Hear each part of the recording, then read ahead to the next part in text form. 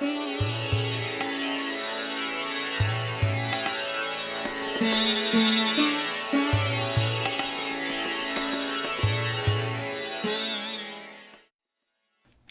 and welcome to Leadership as a Philosophy, Not a Checklist, book discussion 22 on the book Ordinary Men by Christopher Browning.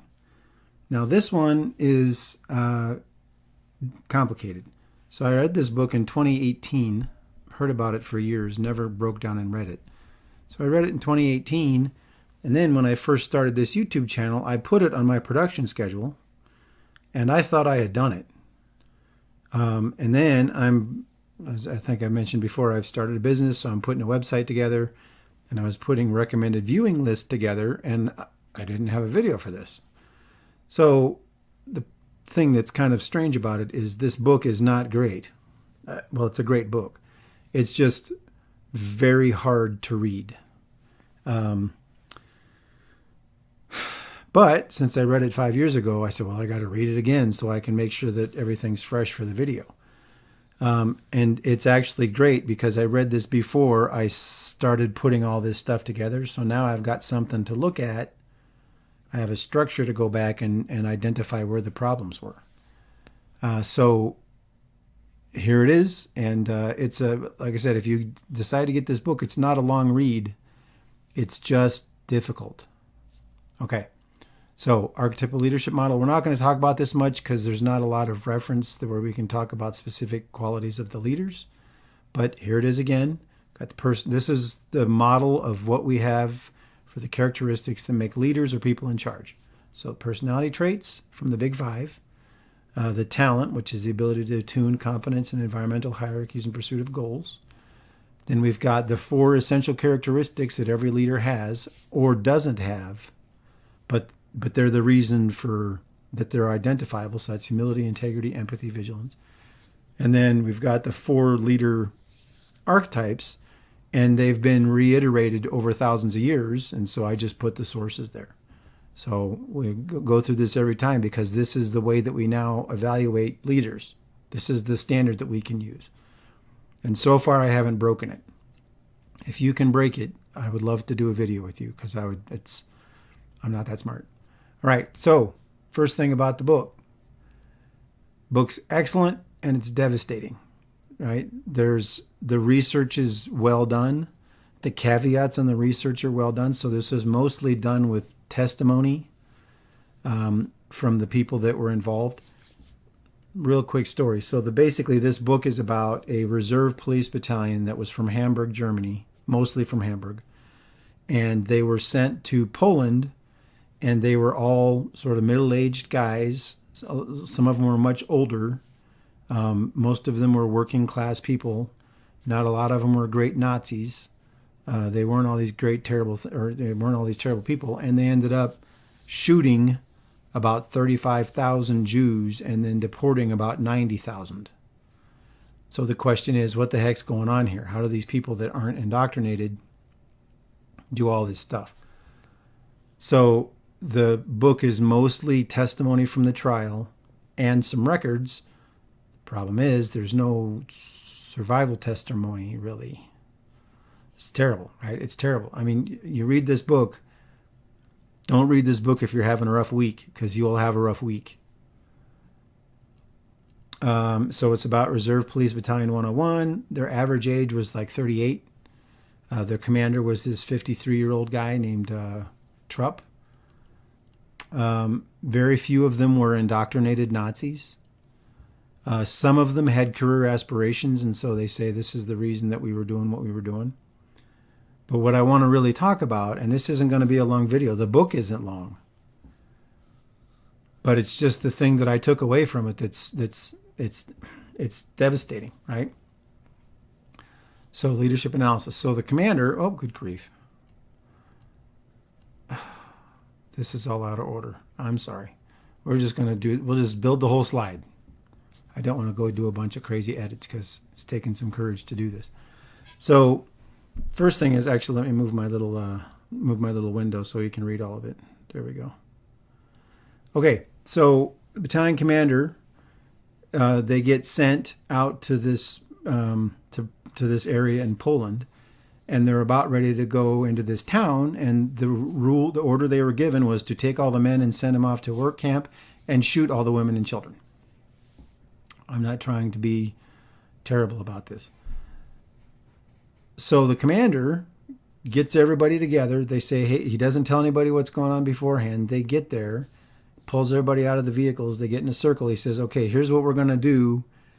If there's anybody here that doesn't want to do it, now's your chance to step out. So one person stepped out. A couple of the other officers, the captains, started yelling at him. He said, nope, he doesn't want to do it, pulled him aside. Well, what happened then? Well, then 6 other people said, oh, he was serious. We don't want to do it either. So they stepped out. And then they went into this town, ran out all the men, took them off to work camps, and then in groups took women and children out and shot them. Now, the commander was crying when he told these people that they could go do this. Then, while it was going on, he kept asking people, he goes, this is wrong, isn't it? This is wrong. And a couple of his sergeants said, yeah, it is. But they kept doing it. So they ended up killing 1,500 women and children and old people that couldn't go off and work. In order to help them do that, there were some people that shot 2 or 3 people and then couldn't do it anymore. But they got everybody drunk. They were doing all these sort of things. Then everybody's morale was shot. They were all destroyed. But then what happened is everything evolved into what you would expect once somebody has done something where they violate their character. So one of the things that happened was some people say, oh, they were doing it because they were worried about going to prison or getting shot. Well, they had just seen those 7 people that said they didn't want to do anything step aside and not do it. And so some of them used the excuse, well, if I didn't do it, I was going to go to jail. Well, those other 7 people didn't go to jail, right? And then the captains would tell them to do it, and they would say no, and the battalion commander would protect them. And so it wasn't that the commander was ordering people to, making sure that people did this in this terrible way.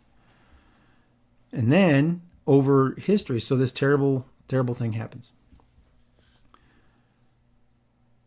And here's the part that just wrecks me. So here's all these guys. They're just ordinary dudes. They weren't a bunch of Nazis. They weren't a bunch of indoctrinated anti-Semitic people. Some of them had worked with Jews and all this sort of stuff, so they just weren't that way. But they killed them anyway. Well, why? Well, one guy justified, this was during testimony, he justified the fact that he only killed the children because he didn't want them to be without their mothers. So when the mothers were shot, then he would shoot the children. So just imagine how tortured your brain has to be, that's the way that you have to justify killing somebody. Then there were some other people that were complaining because they weren't giving mercy shots. So the complaint wasn't that they were just murdering women and children, it's that they weren't murdering them effectively enough. Right? And so then over time, so over the next year, this battalion did all these terrible actions, right? They would shoot people left and they would go into these towns, purge people, then they'd go and hunt them out in the woods and they'd kill people. Here's the thing. Over that time, even though nobody was being punished, nobody was going to jail, 80% of the people still went out and did the killing. Now, we can go back to the career aspirations. Some of them were thinking about, we're going to try to, I don't want a bad record, but nothing bad had happened to these people. And so it's just, so what's going on? What's happening, right? Well, then you go and you think about that prisoner experiment that was done in the 60s, which I'm addressing this in the book that I'm working on. So in the prisoner experiment, the thing where they had the electroshock, if you haven't seen it, you got to go look it up. People in a blind room, scientist gets some people and says, hey, you're going to give this person shocks. And so they were pushing a button saying that they were given more and more voltage, and the person in the other room had a script, and every time the light went up, they had to do a different scream. And they kept shocking people, even though the person's screaming louder and louder. The scientist is like, it's okay. They'd push the button again until there was nothing, and then they thought they'd killed the person, so they're wrecked.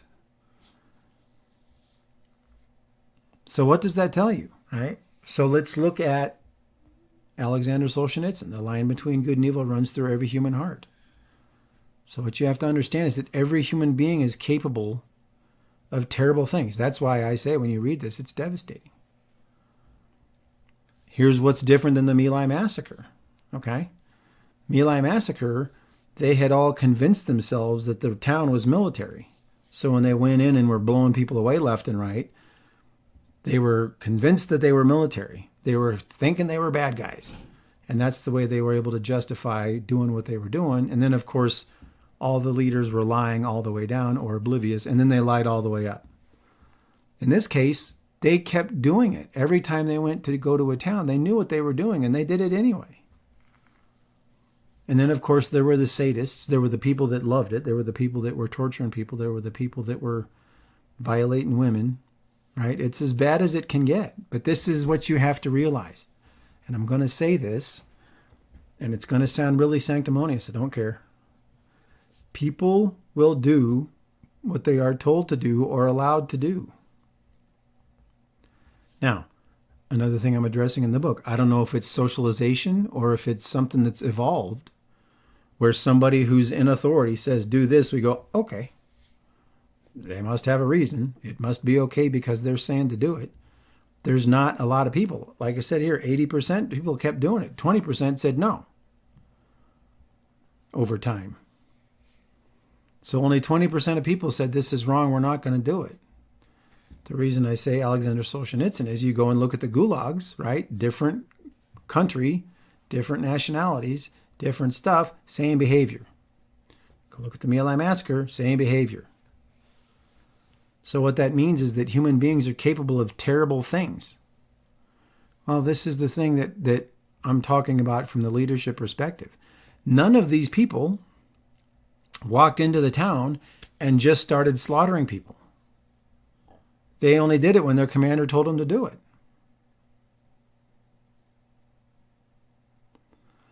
So in the book, they talk about they went and did the very first massacre that sort of, initiated the battalion into killing. They went to do another one, and there was supposed to be some other people to come help, and they didn't do it. The battalion commander pulled them out. They didn't go kill the people in the town. So what does that mean? What does it mean? It means that you have to have people in power that are not going to tell people to do the wrong thing. Because people will do it. If they've got a justification, he who has a why can bear any how. Viktor Frankl again. Or no, I'm sorry. That was Nietzsche. So as long as they understand why they're doing it, if they've got a reason, if they've got a, they're going to do it. And so a lot of people are perplexed. How are these guys able to do it? All it would have taken is for the battalion commander to say, stop. They'd stop. Right? So what was it? He was scared of getting in trouble from his bosses? I don't know. He didn't get in trouble for pulling people back on the second sight. So people are going to do what they're allowed to do. So what you have to do is tell them that those terrible things aren't allowed. Right? And then, you can blame it. You can blame it on all sorts of stuff. But if you go look at all of these terrible atrocities that have happened throughout history all around the world, it wasn't that there was just this murderous mob of people running around doing murderously mob things. There were people in charge that were telling them to do it, and they did it because they had that justification. You look at it in certain countries now where you have people that are politicians that are talking a bunch of garbage about other people, and so then they get treated like people immediately turn on them. Oh, you're a such and such. Oh, you're a this and so. You're a whatever. And none of it's true. But the person in charge told them to do that. It's devastating, right? So this is the line between good and evil. That's from Alexander Solzhenitsyn. And then I wanted to read this thing from Viktor Frankl. So Viktor Frankl says, and this is what he learned while he was in a concentration camp. So we need to stop asking about the meaning of life and instead think of ourselves as those who are being questioned by life, daily and hourly. Our answers must consist not in talk and meditation, but in right action and right conduct. Life ultimately means taking the responsibility to find the right answers to its problems and to fulfill the tasks which it constantly sets for each individual. So if you look at it, right, each one of those men, 20% of them, said, I'm not killing women and children. Or a bunch of them would like go off to do something and go hide in the woods, right? I mean, they all figured their way out of it. So they were sort of obeying orders, but not, right? Well, that's right action. That's every human being has to be able to do that. And so, one of the things you talk about leadership has got a lot writing on it. I mean, look at the example we did in the other video, one of our other videos, where the CEO knew that one of his subordinates had messed with this woman so much that she committed suicide, and he still covered for that person. There it is right now. That was 3 or 4 years ago, right? So what you have to do is you've got to find the people that can handle power and that have the character to do right action and right things and show people that that's what's expected, not anything else. Because people will do the anything else if you let them.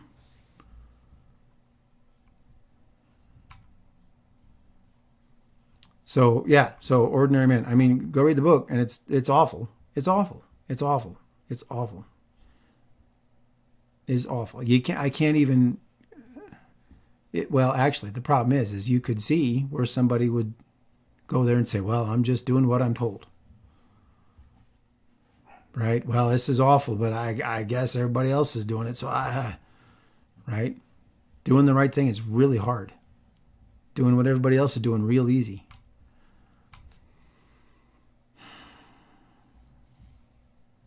So, yeah, you look at this and you look at you can't say that it's nationality. You can't say that it's race. You can't say that it's humanity.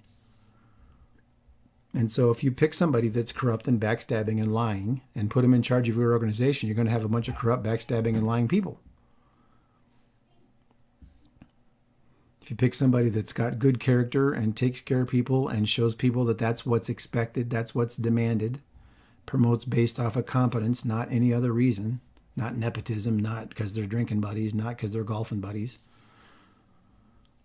then that's what you're going to get.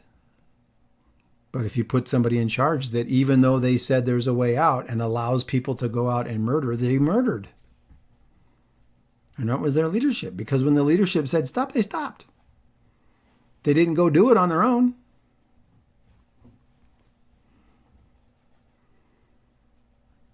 All right. Like I said, read the book, but make sure you're having a good week. You're outside in some sunshine, having a coffee, because it's a thing. Sorry, Ordinary Men.